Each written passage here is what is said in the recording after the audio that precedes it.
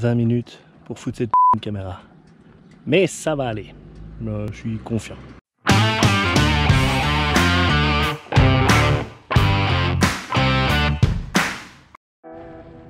On dit que les plus courtes sont les meilleures, sauf pour le porno et les balades moto. Nous avons donc profité d'une accalmie dans l'agenda et la météo pour profiter de notre environnement proche. En effet, c'est en Tudini et plus précisément dans sa capitale, Touin, que nous avons fait cap pour cette nouvelle vidéo. Située à une quinzaine de kilomètres au sud-ouest de Charleroi, à pareille distance au sud de la région du centre et à peine à 25 minutes de la frontière française, cette commune de l'Entre-Sambre-et-Meuse offre un point de convergence intéressant pour les motards. De par sa situation géographique dans la vallée escarpée de la Sambre et de ses activités folkloriques et culturelles, Touin est une ville par où il faut passer. C'est par la nationale 579 reliant Montigny-le-Tilleul à Gauzet que nous avons débuté notre escapade en direction du col et de la rue de Landeligny. Route très agréable pour les motards puisqu'elle comprend quelques virages intéressants dans un cadre boisé. Au bout, après l'écluse, nous prenons la direction de Gauzet en suivant le lit de la Sambre. Décor splendide entre la vallée escarpée et la rivière.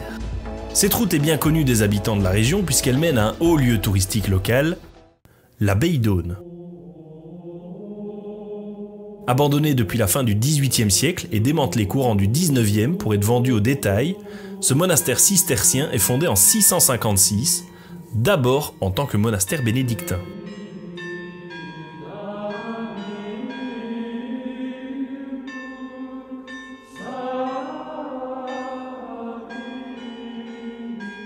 Son histoire est palpitante puisqu'elle a subi une multitude d'invasions pour, à chaque fois, renaître de ses cendres.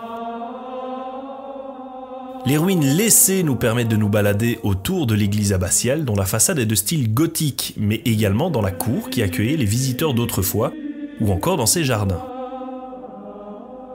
Par ailleurs, en entrant dans cette enceinte, c'est sur un décor de cinéma que vous pénétrez puisqu'une célèbre série chinoise, vue par 380 millions de personnes tout de même, a été en partie tournée. Cette série, c'est Mr. Right. Entrée payante de 5 € par adulte en saison pour une visite libre. Autour de l'abbaye, plusieurs établissements Horeca permettent de recharger les batteries et de déguster la bière d'ici, l'Ada.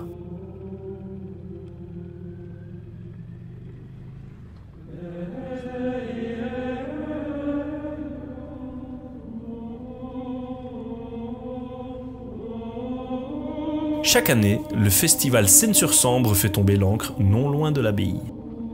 Avant de reprendre la route vers la ville de Touin, n'oubliez pas le classique des vidéos sur les réseaux sociaux. Si elle vous a plu, mettez-y un commentaire, un like ou autre réaction. Et si ce n'est pas encore fait, abonnez-vous à la page Facebook, la page Instagram et la chaîne YouTube. Le must, partagez-la aux personnes susceptibles d'être intéressées par son contenu. Bref, après cette annonce et ce recyclage religieux, nous remontons en selle pour rejoindre la capitale de cette région. Nous arrivons aux portes de cette ville médiévale et prenons la direction du Chant des Oiseaux.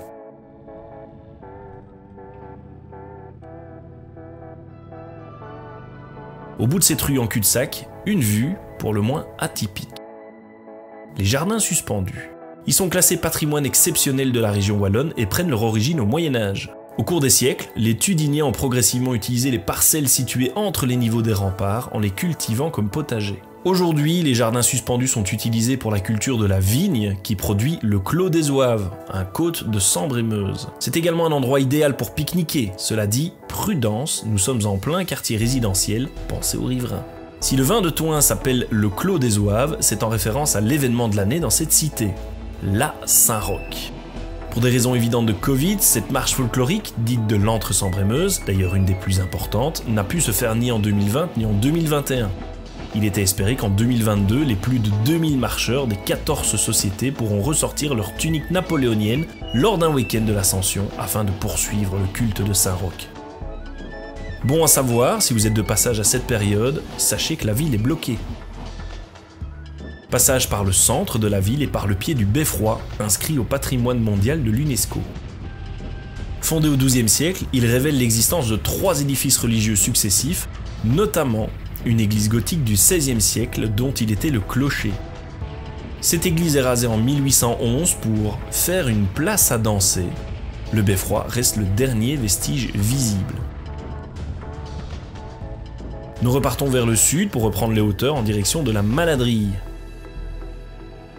Le chemin est plus roulant, le revêtement est bon, dernière étape avant la fin de notre petit périple, plus bas, en campagne, dans le petit village de Ragny. La distillerie de Biercé, pour les amateurs d'eau de Villers, vous permettra d'acheter l'une ou l'autre bouteille pour le retour à la maison.